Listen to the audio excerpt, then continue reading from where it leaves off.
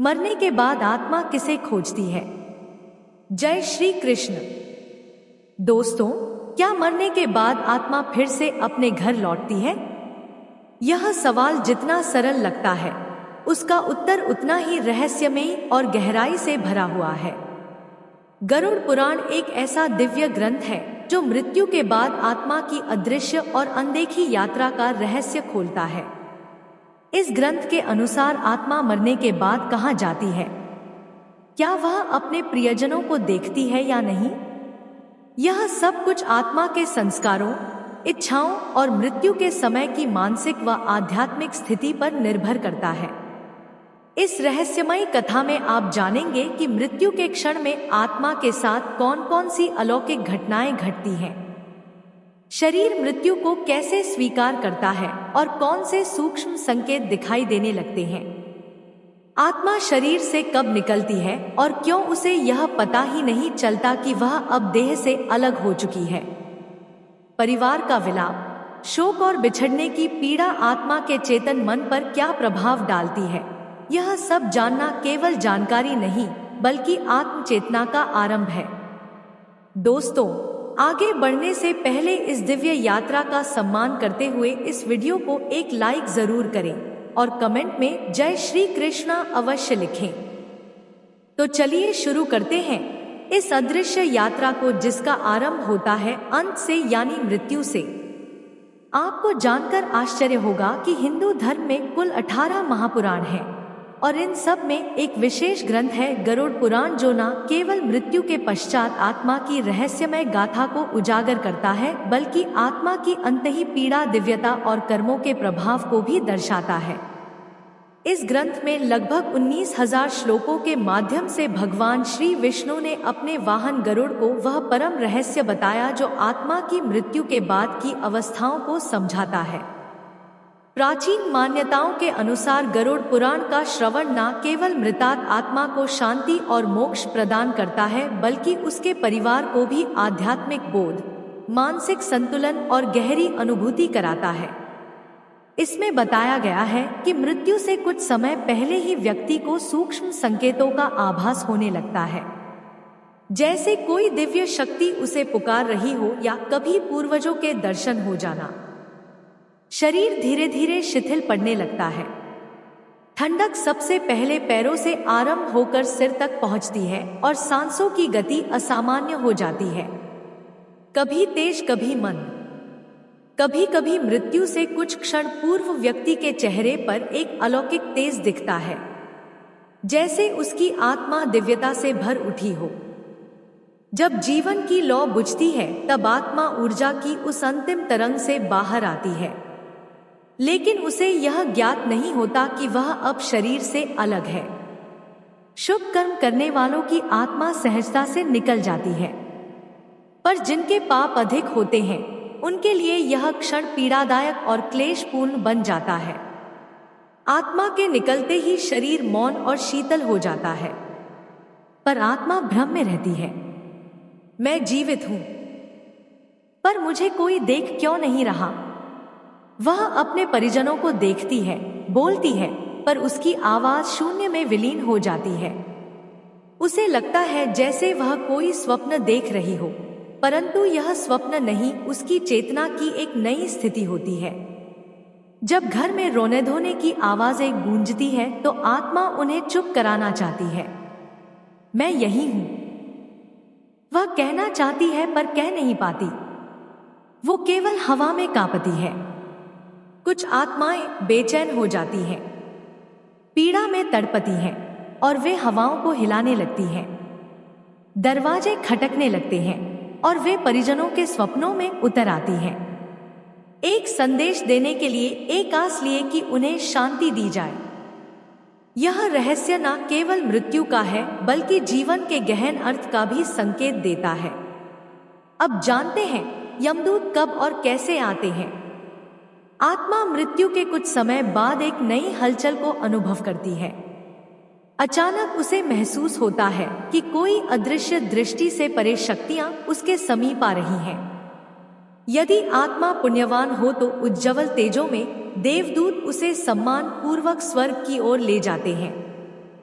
परंतु यदि उसके कर्म अंधकार में रहे हो तो भयंकर यमदूत आते हैं जो उसे पकड़कर चीखों और भय के मध्य नरक की दिशा में ले जाते हैं। परंतु यह यात्रा यहीं समाप्त नहीं होती। सबसे पहले आत्मा को उसके संपूर्ण जीवन का दर्पण दिखाया जाता है। हर पुण्य कर्म उसकी चेतना में संतोष और प्रकाश की लौ जलाता है, वहीं हर पाप कर्म उसे डर और पश्चाताप से भर देता है। यमदूत धीरे से कहते हैं, अब तुम्हारा समय इस लोक में समाप्त हुआ। दोस्तों, अब आइए जानते हैं वह रहस्य जो आत्मा मृत्यु के बाद के 13 दिनों तक अनुभव करती है। गरुड़ पुराण कहता है कि आत्मा मृत्यु के बाद भी 13 दिनों तक इसी लोक में रहती है, लेकिन वह स्थिति सामान्य नहीं होती। वह एक गहन और अदृश्य यात्रा का आरंभ होता है।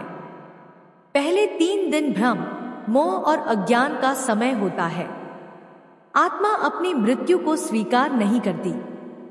वह घर में ही भटकती है, अपने प्रियजनों से बात करना चाहती है, पर उसकी आवाज कोई सुन नहीं सकता।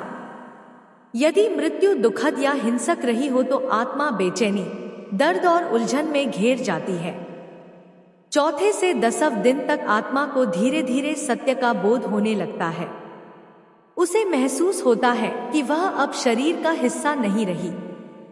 यदि परिवार द्वारा धार्मिक विधि विधान अनुसार क्रियाएं की गई हो तो आत्मा को थोड़ी राहत मिलती है, परंतु जिनकी इच्छाएं अधूरी रह जाती हैं, उनकी आत्मा अशांत और अस्थिर रहती है। 11वें से 13वें दिन तक आत्मा के लिए विदाई का समय आता है। पिंडदान और श्राद्धा उसके अगले लोक के द्वार खोलते हैं। जिसने जीवन में धर्म और पुण्य कमाया होता है, उसे देवदूत स्वर्ग की ओर ले जाते हैं, जबकि जिसने पापों का बोझ संचित किया हो उसे यमदूत नरक की ओर ले जाते हैं। अब जानते हैं कि आत्मा कैसे देती है संकेत। जब कोई आत्मा मोह में बंधी होती है तो वह रहस्यमय इशारे छोड़ती है, जैसे सपनों में आना, घर में अदृश्य सुगंध फैलना, बिजली का अपने आप जलना बुझना, अचानक ठंडी हवा का बहना। यह सब आत्मा की मौन पुकार हो सकते हैं। गरुड़ पुराण बताता है कि मृत्यु के बाद आत्मा स्थूल शरीर छोड़ देती है, पर उसकी चेतना बनी रहती है। वह देख सकती है, सुन सकती है, पर कह नहीं सकती, क्योंकि अब उसके पास ध्वनि उत्पन्न करने वाले शारीरिक उपकरण नहीं होते। जब भावना गहरी होती है तो आत्मा बिना बोले भी संवाद कर जाती है। कभी वह स्वप्नों में आती है, कभी कोई दिव्य गंध महसूस होती है, कभी उपकरण अपने आप बंद चालू हो जाते हैं। यह सब आत्मा के मौन संकेत होते हैं। मोक्ष प्राप्त आत्मा परमात्मा में विलीन हो जाती है और फिर वापस नहीं लौटती। स्वर्ग या नरक गई आत्माएं अपने कर्मों का फल भोगती है और पृथ्वी के कार्यों में हस्तक्षेप नहीं करती। लेकिन जो आत्माएं अधूरी इच्छाओं के कारण भटक रही होती हैं, वे कभी कभी संकेत देकर सहायता की कामना करती हैं। गरुड़ पुराण कहता है कि पूर्वजों की आत्माएं पितृक में निवास करती हैं, और जब वंशज श्रद्धा से तर्पण या श्राद्ध करते हैं तो वे प्रसन्न होकर आशीर्वाद देती हैं। यदि परिवार पर कोई संकट आने वाला हो तो पितरों की आत्माएं संकेत देती हैं, कभी स्वप्न में, कभी अंतर्मन में। यदि किसी दिवंगत आत्मा का बार बार स्वप्न में आना हो तो समझिए वह कोई संदेश देना चाहती है। गरुड़ पुराण कहता है कि यह स्वप्न केवल संयोग नहीं बल्कि सूक्ष्म संदेश होते हैं। कई लोग बताते हैं कि अचानक किसी दुर्घटना से बच गए या उन्हें अनुभव हुआ कि कोई अदृश्य शक्ति उनके साथ थी। वह शक्ति संभवतः हमारे पूर्वजों की आत्मा होती है जो संकट के समय हमारी रक्षा करती है। जब घर में श्राद्ध, पिंडदान या धार्मिक पाठ होता है तो आत्माएं प्रसन्न होकर उस घर में सकारात्मक ऊर्जा भर देती हैं, जो परिवार को मानसिक शांति, सुरक्षा और समृद्धि प्रदान करती है। आत्माएं कभी स्वप्न, कभी विचार, कभी आभास के माध्यम से हमारे निर्णयों को प्रभावित करती हैं। यह एक सूक्ष्म संवाद होता है जिसमें प्रेम, चेतावनी और आशीर्वाद छिपे होते हैं। आत्माओं को प्रसन्न करने के लिए हमें प्रत्येक वर्ष श्राद्धा और पिंडदान करना चाहिए। गरुड़ पुराण, पितृ स्तोत्र, महामृत्युंजय मंत्र का पाठ करें और जरूरतमंदों को भोजन एवं दान दें। इससे पितृ आत्माएं प्रसन्न होती हैं और परिवार की रक्षा करती हैं। लेकिन जो आत्माएं अधूरी इच्छाओं में बंधी होती हैं, वे कभी कभी बाधक भी बन सकती हैं।